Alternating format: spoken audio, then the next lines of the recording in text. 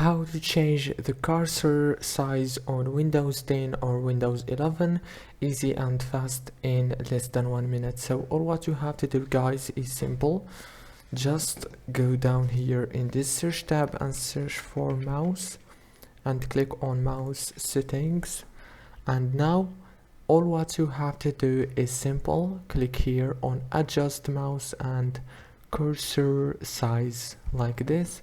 Now from here, as you can see, I just changed my cursor size.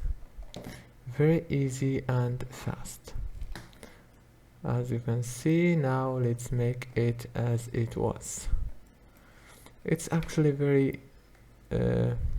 helpful, because there is a lot of people that they want to change the size. That's it for today's video. Don't forget to like, subscribe. Thank you for watching.